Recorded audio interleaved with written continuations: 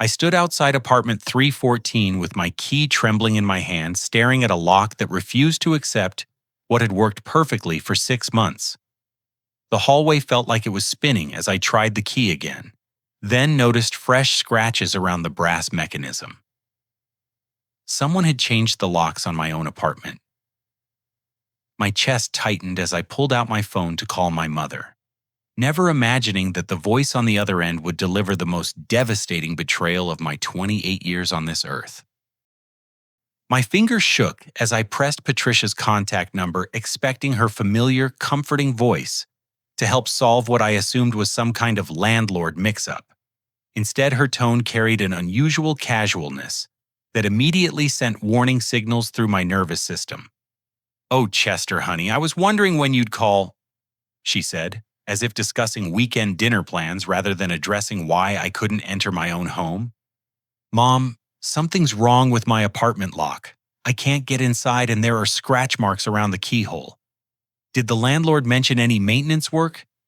The silence that followed lasted long enough for my stomach to drop 3 floors. When she finally spoke, her words shattered my understanding of family loyalty forever. "Well, sweetheart, we let Amy move in last week. You know she's going through that terrible divorce, and with 2 children to think about, she really needed the space more than you do. You're young and strong, you can bounce back from anything." I pressed my back against the wall, feeling like someone had just announced that gravity no longer applied to my life. "You let Amy move into my apartment, Mom? This is my place. I have a lease, I pay rent. I spent $12,000 renovating this place from a disaster into something livable. Now, Chester, don't get dramatic. Your sister has been struggling so much with Frank's behavior, and those precious grandchildren need stability. We all discussed it at Sunday dinner 3 weeks ago, and everyone agreed this was the most sensible solution." 3 weeks ago? What Sunday dinner? I wasn't invited to any family meeting about my living situation. Patricia's voice took on that familiar tone she used when she wanted to end conversations that made her uncomfortable. "We knew you'd be upset initially, but once you think about it rationally, you'll understand that family comes first. Amy has nowhere else to go, and she's always been the responsible one. Remember how she predicted you'd never be able to afford your own place? Well, now she's proven she was right about needing to step in and take charge." My legs felt weak as I slid down the wall to sit on the grimy hallway carpet. "Mom, Amy is the one who told me I'd fail at living independently. She laughed when I signed the lease and said I'd be back home within 3 months begging for my old room. That was just sisterly concern, honey. She was trying to protect you from making mistakes. And look how things worked out. She was right to be worried. Now she can make sure the apartment is properly maintained while you figure out your next steps." The hallway began to feel like a tunnel closing in around me. Figure out my next steps. This is my home. I gutted this place. I installed new plumbing. I refinished the hardwood floors with my own hands. I have before and after photos of every room transformation. Chester, you need to stop being so selfish. Amy's children need their own bedrooms, and your little studio setup wasn't appropriate for a growing family. Your father and I talked about this extensively, and we both agreed that as the eldest child, Amy deserves priority when it comes to housing stability. Dad agreed to this. The betrayal felt like ice water flooding my chest cavity. Of course, Daniel supported the decision. He said, "You're resilient enough to start over, but Amy needs our protection during this vulnerable time in her life." She's been planning this transition very carefully to minimize disruption for everyone involved. Planning this transition. The words hit me like a physical blow as I realized this wasn't a spontaneous decision born from desperation. It was a calculated takeover that my entire family had orchestrated behind my back. "Mom, where are my belongings? My furniture, my clothes, my renovation tools?" "Oh, Amy took care of moving everything to our garage. She was very thoughtful about packing your items safely, though she mentioned some pieces didn't fit and had to be donated to help families in need. She said you'd appreciate knowing your old things were going to people who could really use them." My vision blurred as the full scope of this betrayal began revealing itself. She donated my furniture without asking me, "Chester, you're getting worked up over material possessions when you should be grateful that your sister is finally getting the help she deserves. She's been suffering in that terrible marriage while you've been playing house in your fancy renovated apartment. It's time to show some family loyalty and make sacrifices for people who truly need support." The phone call continued for another 10 minutes, with Patricia explaining how Amy had convinced them that Chester's depression struggles in college proved he wasn't emotionally stable enough to handle independent living long term. She described how Amy had painted a picture of Chester as financially irresponsible, using his student loan payments as evidence that he couldn't manage money properly. Every word felt like another knife being twisted in his back. "I can't believe you're all doing this to me," I whispered into the phone. "We're not doing anything to you, sweetheart. We're doing something for Amy. There's a difference, and someday you'll understand that family means making sacrifices for the people we love most." She hung up before I could respond, leaving me sitting in an empty hallway, staring at a door that no longer belonged to me, wondering how 28 years of family relationship could evaporate in a single phone conversation. I hauled myself up from the grimy carpet and hammered my fist against apartment 314's door with enough force to rattle the frame. After several minutes of persistent knocking that echoed through the corridor like gunshots, the door swung open to reveal Amy standing in my entryway wearing my favorite house slippers and cradling a steaming mug from my expensive espresso machine. "Oh good, you finally showed up," she said with the same tone someone might use to greet a late pizza delivery. "I was wondering when you'd figure out the lock situation." She looked completely at home in my space, her auburn hair tied back in a messy bun, wearing yoga pants and an oversized sweater that suggested she'd been comfortably settled for far longer than the week Mom had mentioned. Behind her, I could see Tyler and Madison sprawled across my leather couch playing video games on my television, with their backpacks and school supplies scattered across my coffee table. "Amy, what the hell do you think you're doing in my apartment?" She stepped aside with theatrical casualness, gesturing for me to enter my own home, like she was granting me permission. "Come on in, little brother. We need to discuss the new living arrangements without disturbing the neighbors with all that door-pounding drama." Walking into my own apartment felt like entering an alternate universe where everything familiar had been subtly rearranged to accommodate someone else's life. My custom-built entertainment center now held Amy's collection of romantic comedy DVDs.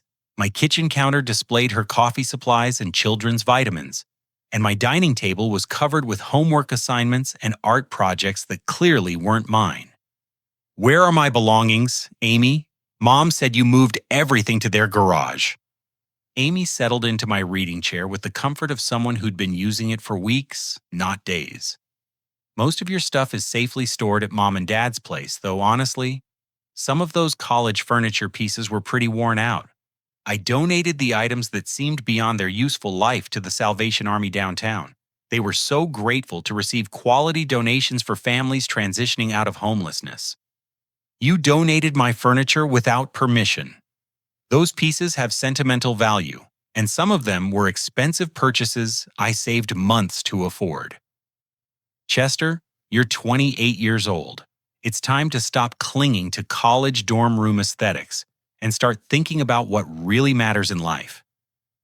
She gestured toward her children who hadn't looked up from their game. "Tyler and Madison need stability and space to grow, not some bachelor pad filled with outdated electronics and mismatched furniture."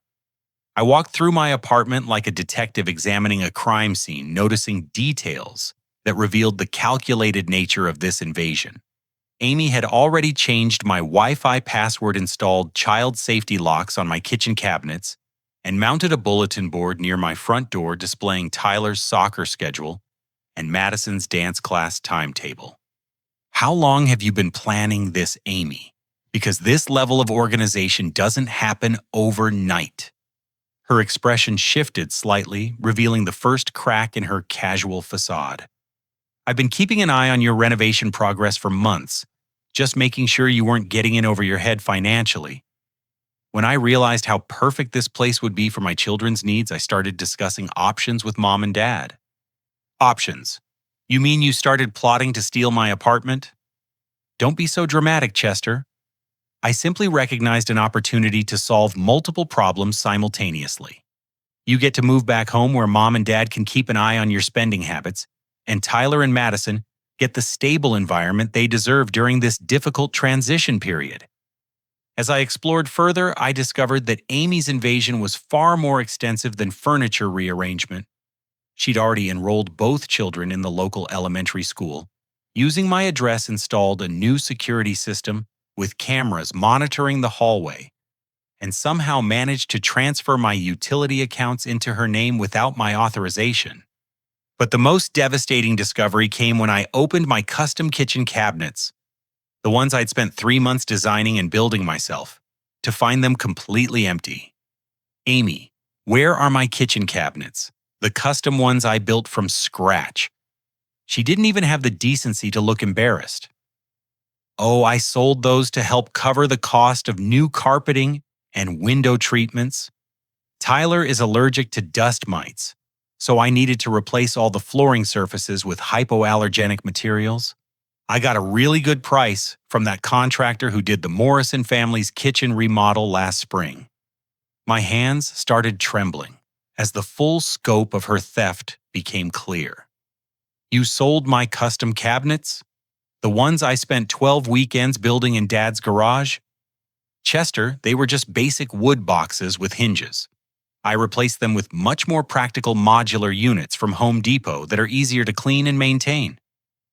The money I made from selling your handmade ones helped fund improvements that actually increased the apartment's value." "What other improvements did you fund by selling my belongings?"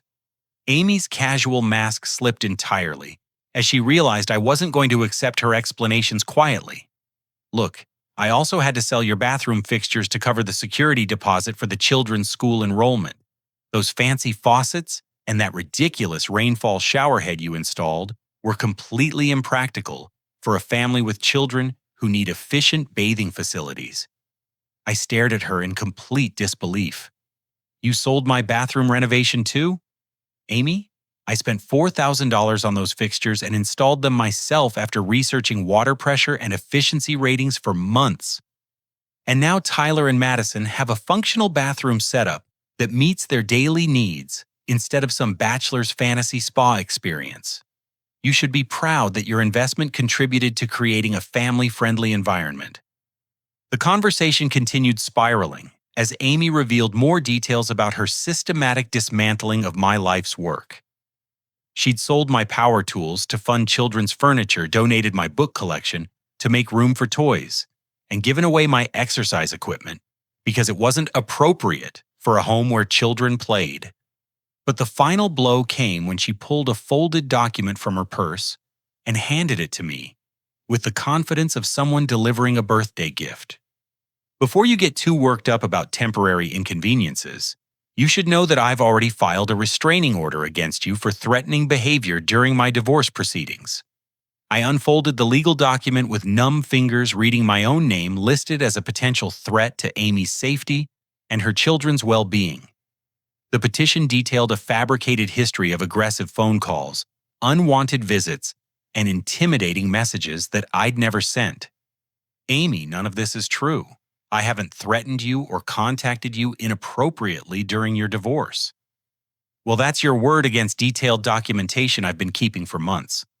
My attorney explained that establishing a pattern of concerning behavior is essential for protecting my children during this vulnerable time. She stood up from my chair and walked to my front door, opening it with the unmistakable body language of someone ending a conversation. "I suggest you collect whatever personal items you can carry and find somewhere else to sleep tonight. Tomorrow you can start looking for a new apartment that better suits a single man's actual needs instead of trying to live beyond your means in a space designed for a real family."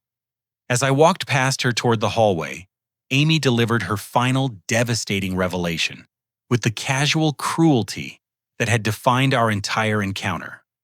"Oh, and Chester, I had copies of your keys made 6 weeks ago when I borrowed them to check on your renovation progress.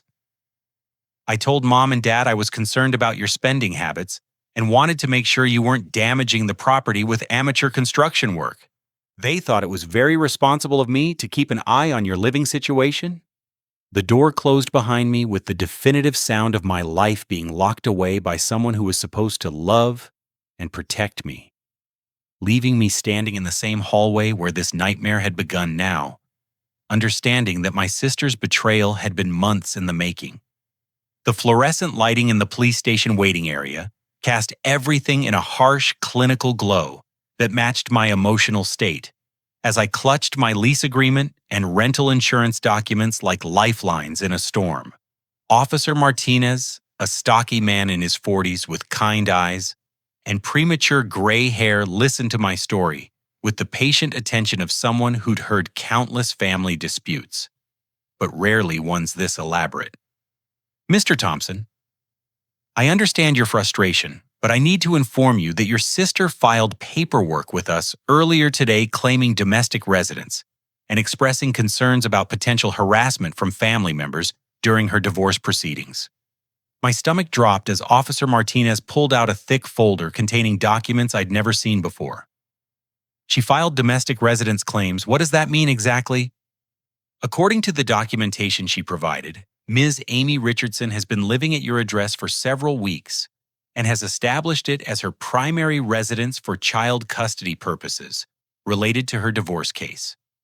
She's provided utility transfer confirmation, school enrollment records, and statements from your parents confirming their permission for her to occupy the premises."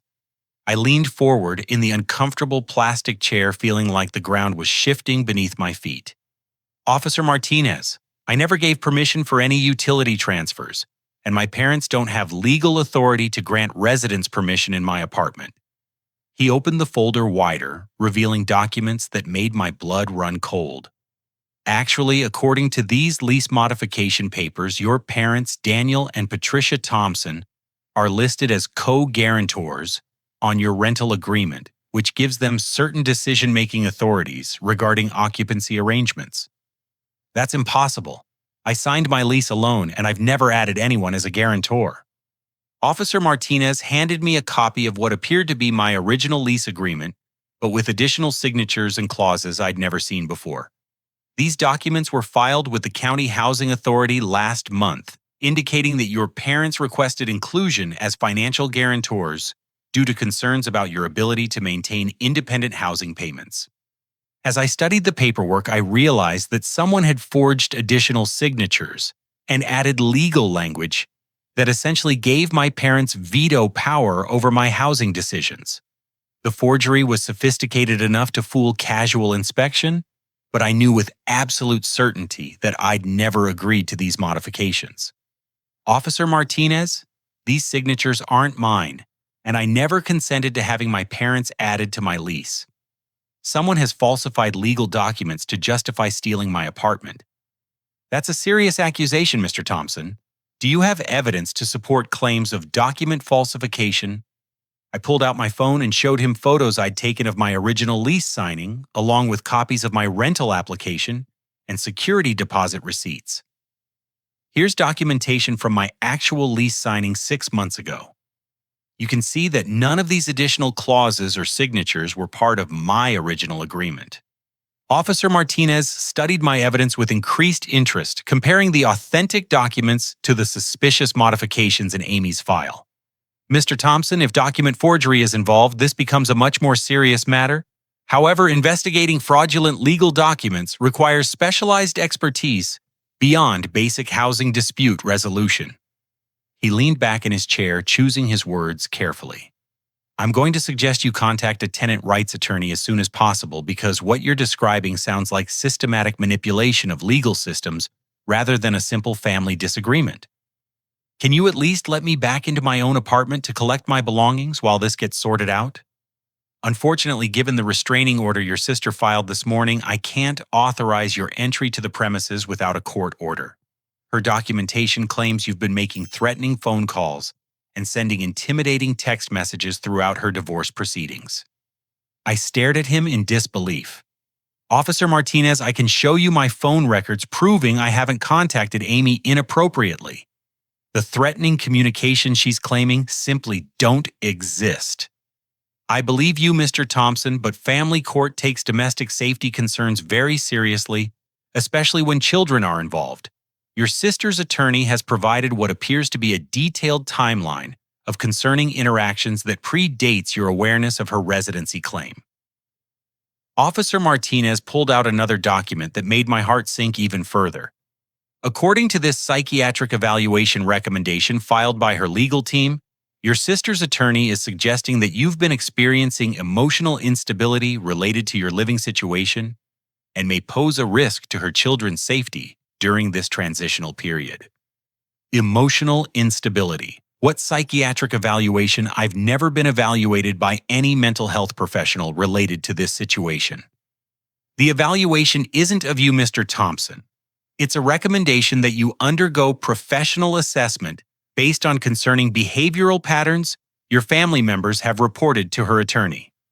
As Officer Martinez explained the legal maze that Amy's attorney had constructed, I began to understand that this wasn't just theft. It was a sophisticated character assassination designed to make me appear mentally unstable and financially irresponsible.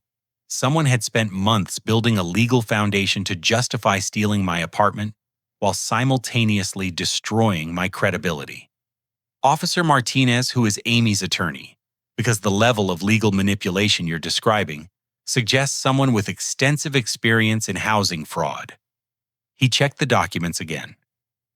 The paperwork lists Marcus Fitzgerald from Fitzgerald and Associates as her legal representative.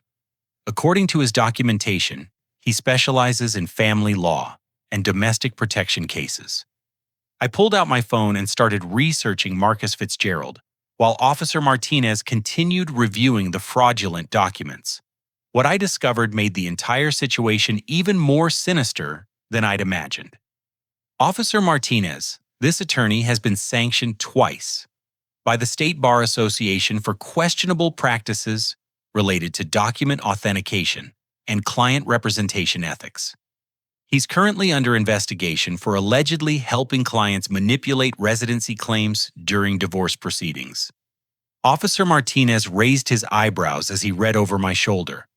Mr. Thompson, that information definitely changes how we should approach this situation. If your sister is working with an attorney who's under investigation for housing fraud, then everything she's filed becomes suspect. He closed Amy's folder and leaned forward with renewed focus. Here's what I'm going to suggest. Contact an attorney immediately and request an emergency hearing to challenge these residency claims and document modifications. Bring copies of your authentic lease agreement, your renovation receipts, and any evidence you have of your parents' involvement in this scheme. What about getting my belongings back? Amy admitted to selling my custom kitchen cabinets and bathroom fixtures without permission. If she sold your personal property without authorization, that's conversion theft, which is a felony. Document everything she's admitted to taking or selling because that evidence will be crucial for both civil recovery and potential criminal charges. As I prepared to leave the police station, Officer Martinez handed me a business card for Detective Sarah Wilson, who specialized in family financial fraud cases. Mr. Thompson, based on what you've shown me today, I believe you're dealing with organized fraud involving multiple family members and a potentially corrupt attorney. Detective Wilson has experience with these complex manipulation schemes, and she'll know how to investigate the document forgery and financial theft aspects of your case. Walking out of the police station, I realized that my family's betrayal was far more extensive and legally sophisticated than I'd initially understood. This wasn't just emotional manipulation. It was systematic criminal activity designed to steal my home while destroying my reputation and legal standing in the community. Detective Sarah Wilson's office felt like a war room, with case files stacked on every available surface and a whiteboard covered in flowcharts that mapped out financial fraud patterns. She listened to my story, while taking detailed notes, occasionally stopping to ask questions that revealed her expertise in uncovering family-based financial crimes. Chester, what you're describing fits a pattern we've been tracking involving sophisticated housing fraud schemes that exploit family relationships and manipulate legal documentation, she said, tapping her pen against a thick folder labeled Fitzgerald Cases Under Investigation. You've been investigating Marcus Fitzgerald already. Detective Wilson opened the folder revealing surveillance photos, financial records, and complaint testimonies from dozens of other victims. Marcus Fitzgerald has been on our radar for 18 months due to complaints about falsified residency claims, fraudulent document modifications, and suspicious financial transactions involving his client's family members. She pulled out a photograph of Amy entering Fitzgerald's office building. Your sister has been meeting with Fitzgerald twice a week for the past 3 months, which is unusual frequency for a straightforward divorce consultation. Most divorce cases require monthly meetings at most, unless something more complicated is being planned. What kind of complications could require that many meetings? Document forgery, financial identity theft, welfare fraud, insurance manipulation, basically any scheme that requires extensive coordination between multiple parties and careful timing to avoid detection. Detective Wilson spread out financial documents across her desk like she was dealing cards. We've been monitoring Fitzgerald's client transactions, and your sister's financial activity shows patterns consistent with organized fraud rather than legitimate divorce proceedings. She pointed to bank records that made my head spin. Amy has been receiving regular payments from an offshore account registered in the Cayman Islands, which contradicts her claims of financial hardship during divorce proceedings. She's also been collecting low-income housing assistance while simultaneously receiving substantial, undisclosed income. Housing assistance. Amy told my parents she needed my apartment because she was financially desperate. According to government records, she's been collecting Section 8 housing vouchers for 6 months while claiming to be homeless and destitute. Using your apartment as her primary residence while collecting assistance for a different address constitutes welfare fraud, which carries federal penalties. Detective Wilson pulled up additional records on her computer screen. But the welfare fraud is just the beginning. Your sister and her husband Frank aren't actually getting divorced. They're legally separated by mutual agreement to facilitate an insurance fraud scheme related to a workplace injury claim Frank filed 8 months ago. I stared at the evidence in complete shock. Frank isn't abusive. Amy's been lying about everything. Frank Richardson has been living in a rental property 20 minutes from your apartment while maintaining legal separation to maximize their combined insurance payouts and government assistance eligibility. They've been coordinating their finances to appear individually destitute while actually pooling resources through the offshore account. She turned her monitor toward me, showing surveillance footage of Amy and Frank meeting at restaurants and shopping together with their children. Your sister's claims of domestic abuse and financial abandonment are completely fabricated.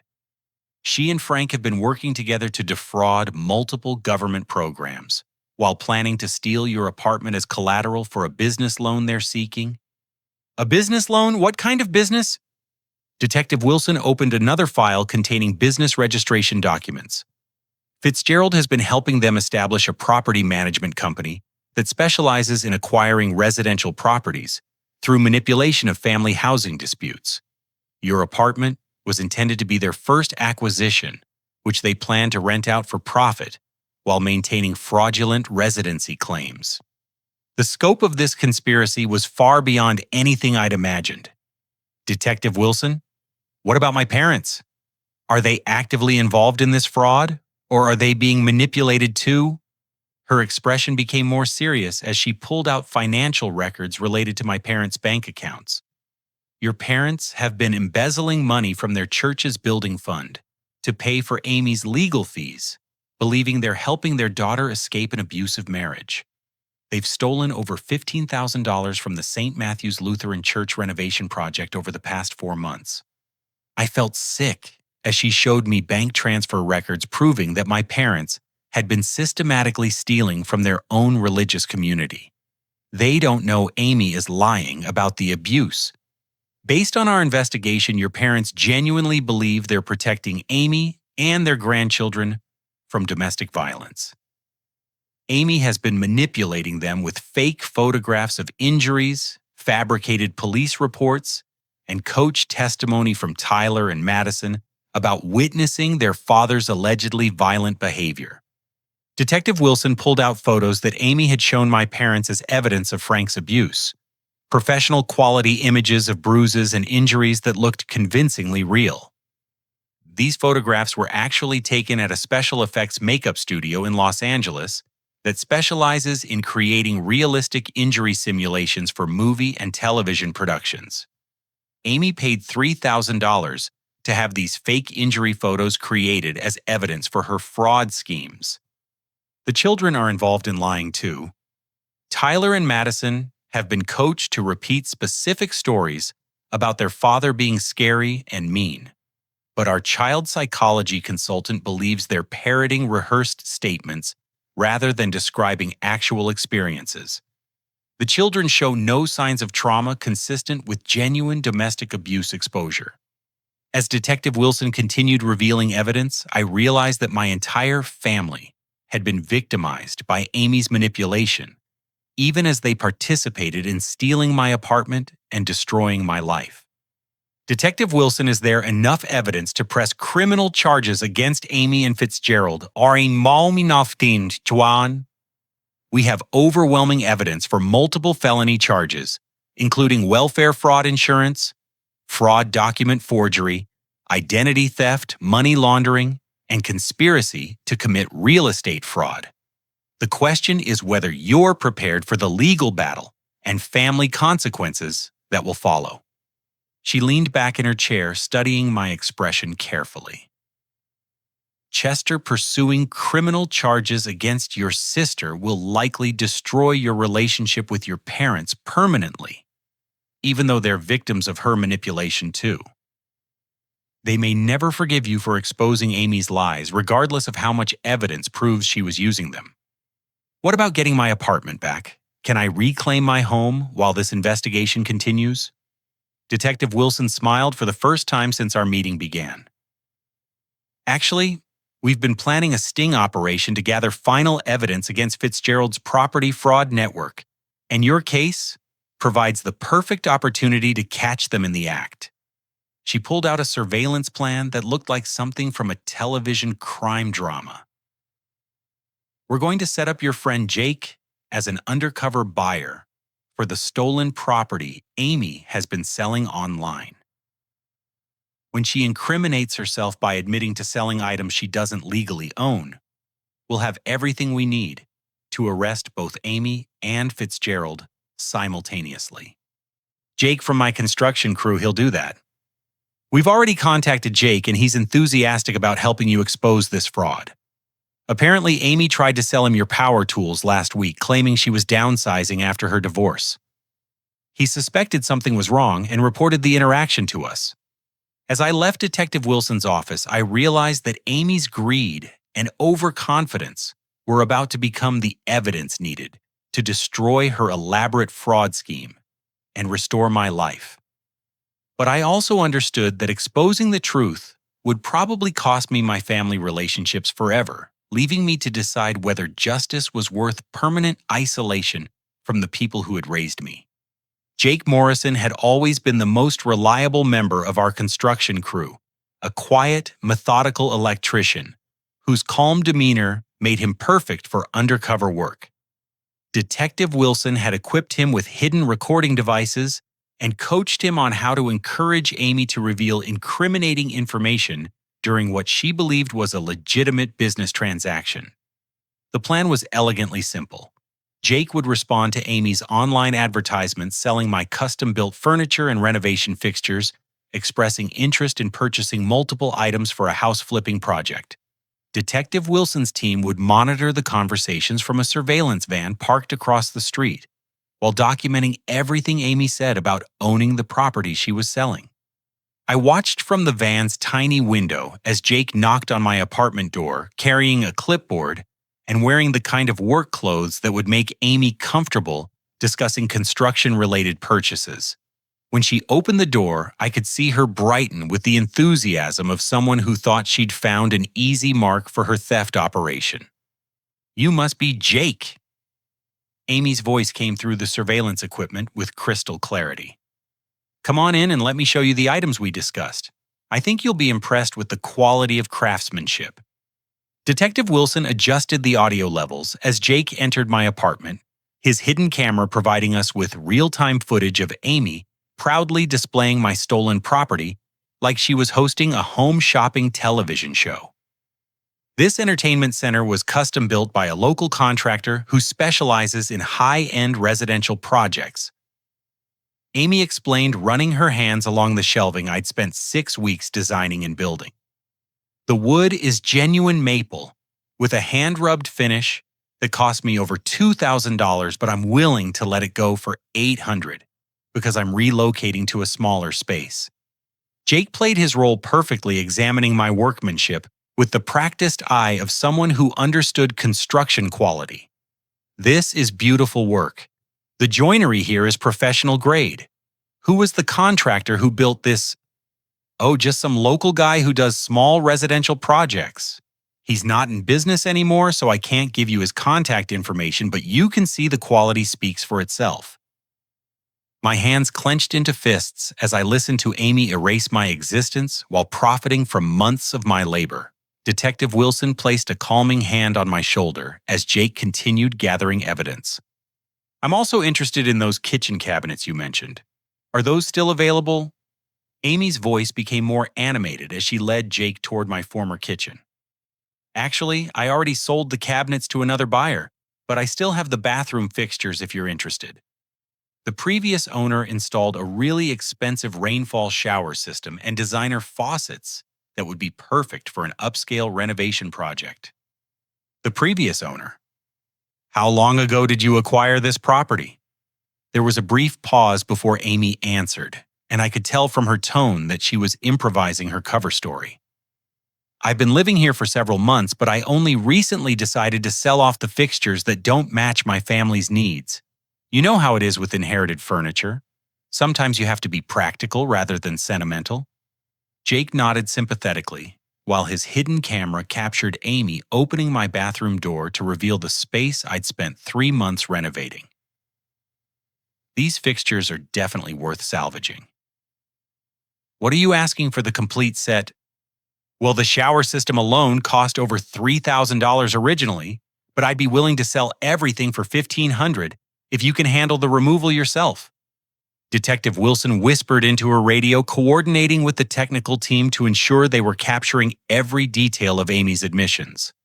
Through the surveillance feed, we watched Jake examine my bathroom renovation, while Amy provided increasingly detailed information about the property's history and her plans for selling additional items. "I'm actually planning to sell the hardwood flooring and some of the copper plumbing fixtures next week if you know anyone who might be interested." Amy continued, apparently gaining confidence in Jake's legitimacy as a buyer. "The person who lived here before really went overboard with expensive improvements that are wasted on a family rental property. You're planning to sell the flooring too. That seems like it would damage the property value." Amy's laugh carried a hint of smugness that made my stomach turn. "Let's just say I have very flexible arrangements with the property ownership situation. The previous tenant had some personal issues that required him to relocate suddenly, and he left me with complete authority to handle disposal of his improvements however I see fit." Jake continued his questioning with the skill of a seasoned detective. "That's fortunate for you. It sounds like you acquired quite a bit of valuable property during this tenant transition." "More than you might imagine," Amy replied, and I could hear her moving around the apartment, probably showing off additional items she planned to sell. "I've already made over $8,000 selling various fixtures and furniture pieces, and I still have the power tools, exercise equipment, and electronics to liquidate." Detective Wilson's eyes widened as she realized Amy had just admitted to stealing and selling far more of my property than we'd previously documented. Jake's hidden camera was capturing evidence of systematic theft that would support multiple felony charges. But then something went wrong with the surveillance equipment, and Amy's voice suddenly became suspicious and hostile. "Jake, what's that red light blinking on your shirt pocket? And why do you keep touching your collar like you're adjusting something?" Through the surveillance monitor, we watched Amy step closer to Jake, her expression shifting from friendly cooperation to dangerous suspicion. Detective Wilson immediately radioed for backup units to move closer to the building. "I don't know what you're talking about, Amy. I'm just interested in purchasing some quality fixtures for my renovation projects." "You're wearing recording equipment, aren't you?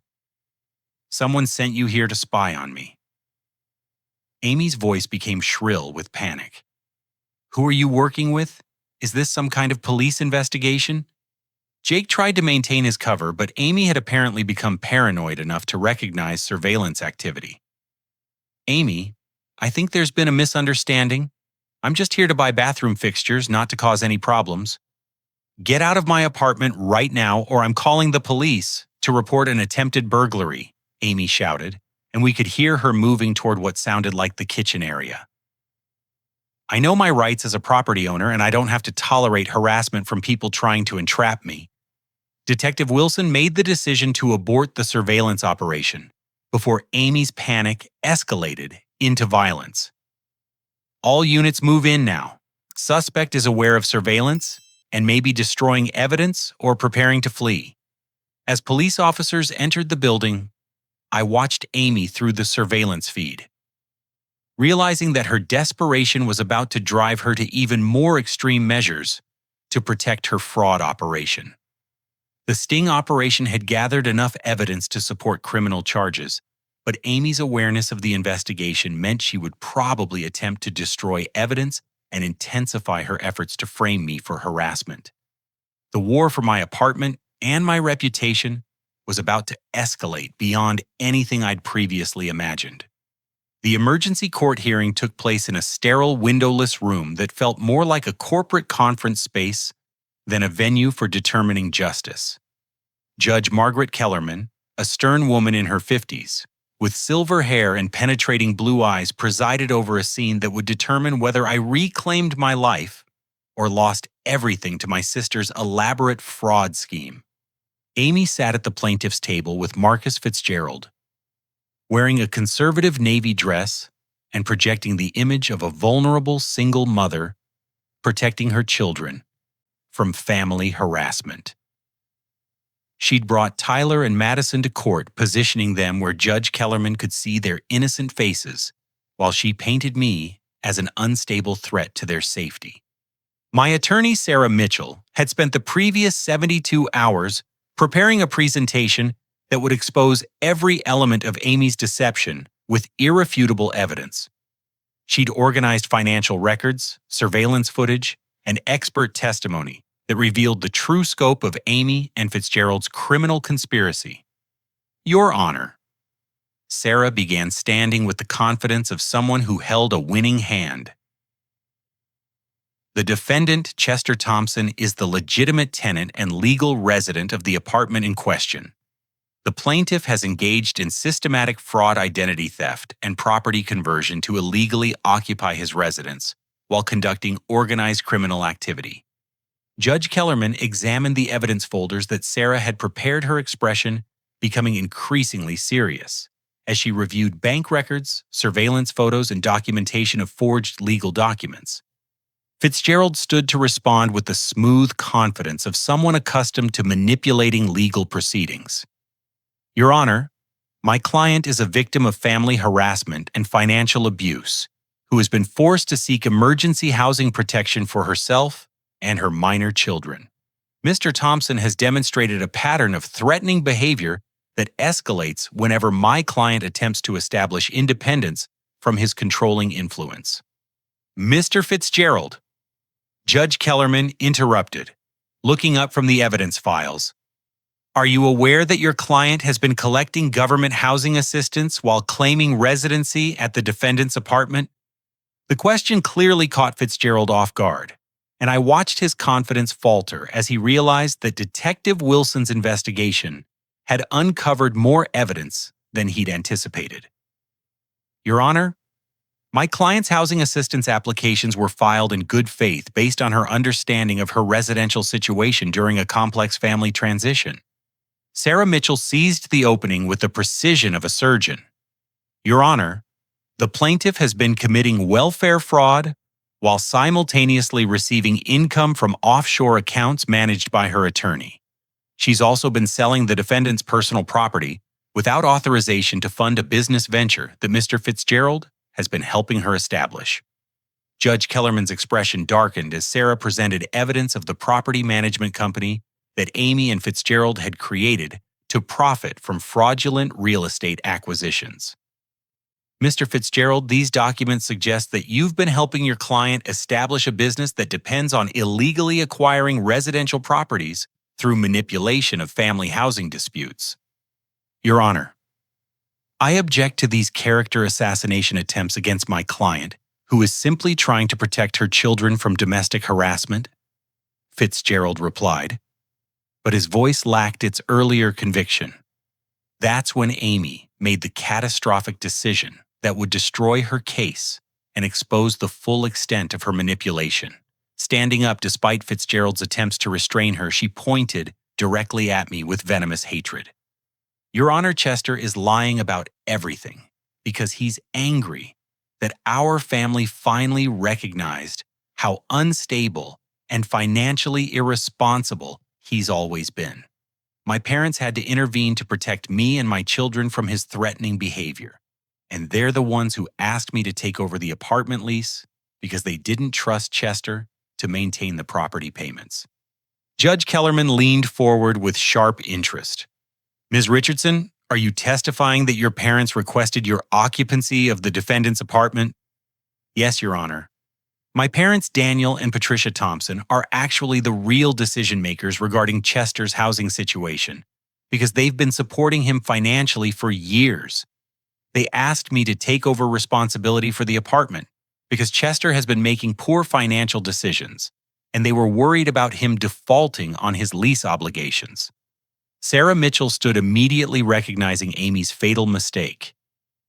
Your Honor, the plaintiff has just admitted that her occupancy claim is based on decisions made by individuals who have no legal authority over the defendant's housing arrangements. The defendant is an independent adult with his own lease agreement, and his parents cannot legally transfer his residential rights to other family members. But Amy wasn't finished destroying her own case. Apparently believing that attacking my mental health would strengthen her position, she continued digging herself deeper into legal quicksand. Your Honor, my family has been dealing with Chester's emotional problems since college when he had a nervous breakdown and couldn't handle the stress of independent living. My parents have been worried that he'd have another mental health crisis if they didn't step in to provide appropriate supervision and support. Judge Kellerman's patience was clearly wearing thin. Ms. Richardson, are you claiming that the defendant is mentally incompetent to manage his own housing arrangements?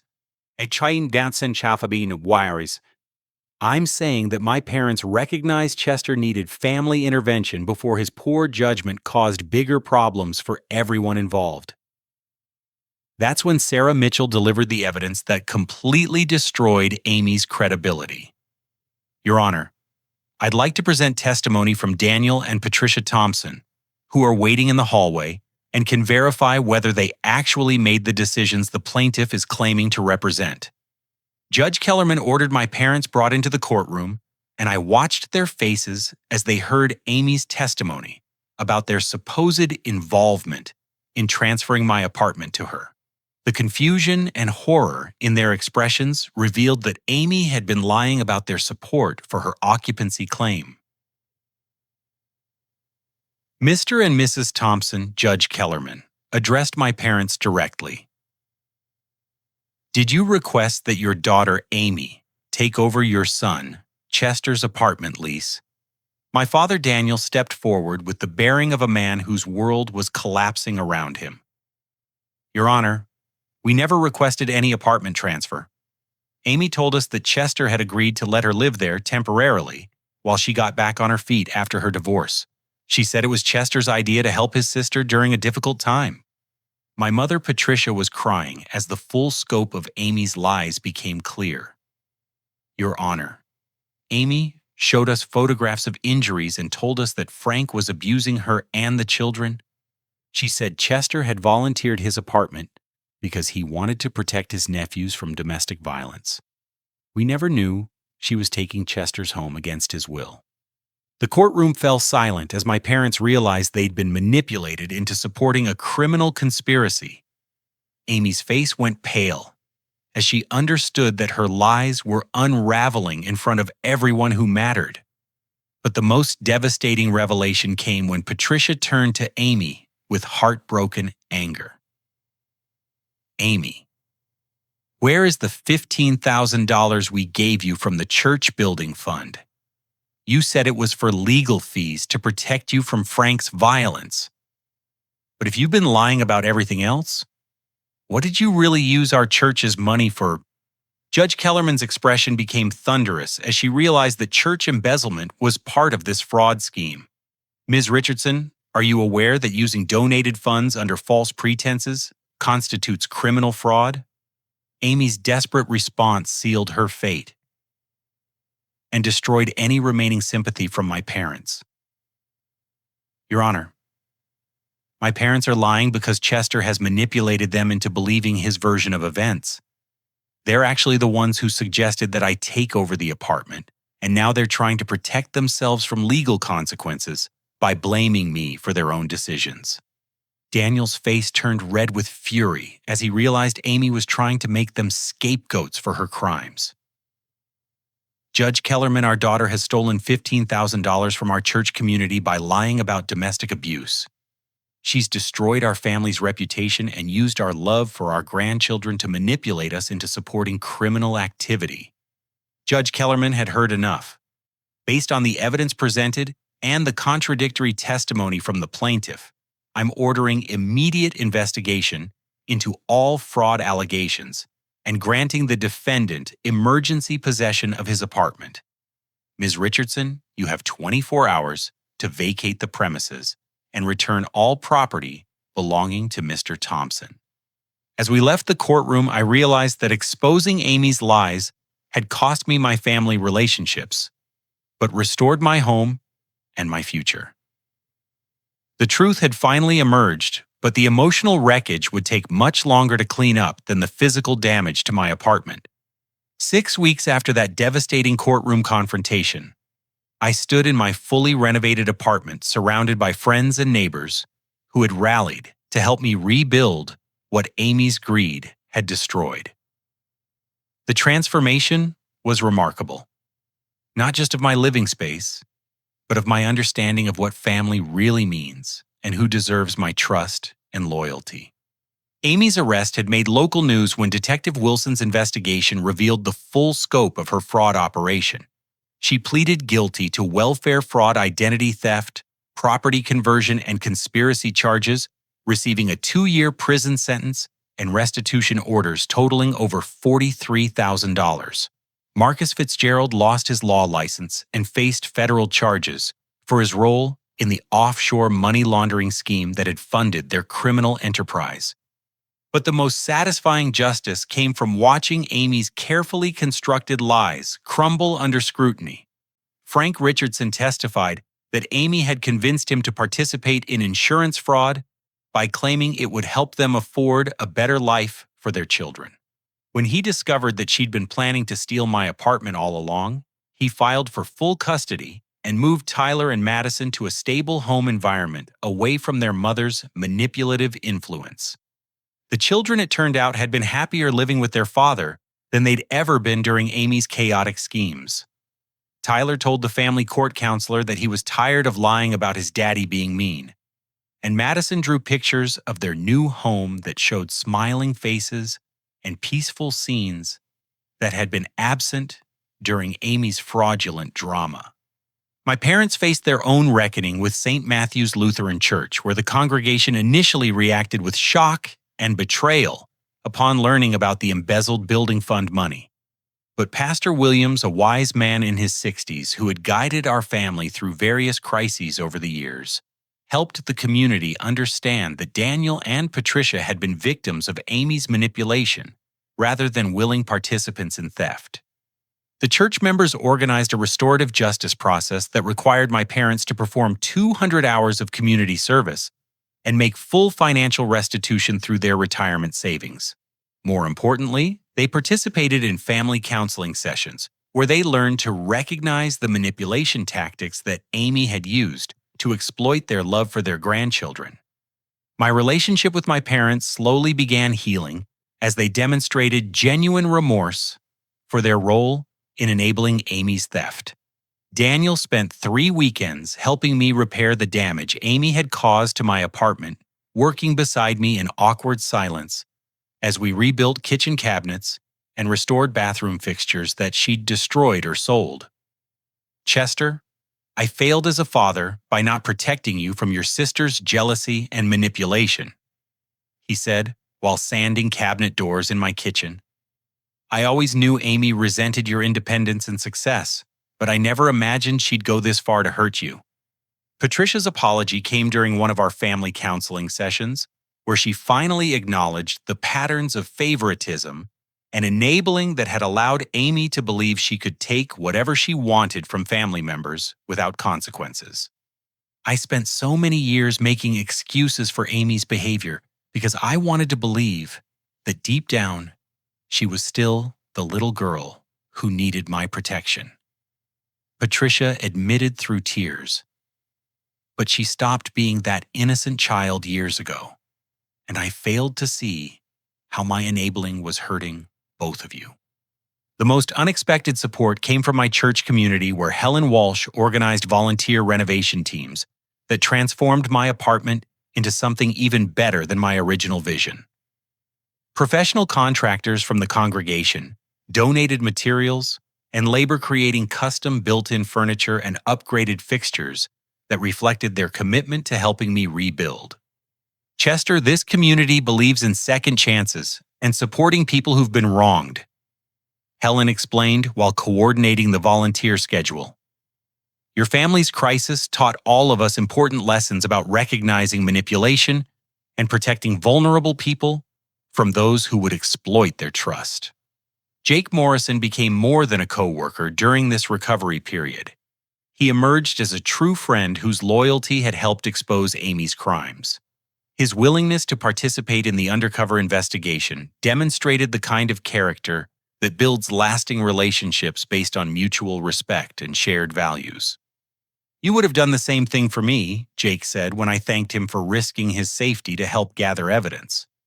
Real friends protect each other from people who want to cause harm, regardless of whether those people share your DNA. The neighborhood around my apartment also transformed as word spread about Amy's fraud scheme.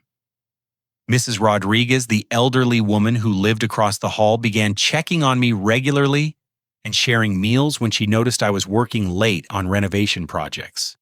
The young family downstairs, Tom and Lisa Chen, with their toddler Emma, started inviting me to weekend barbecues where we discussed home improvement projects and shared tools. It's terrible what your sister did to you, Lisa said during one of these gatherings.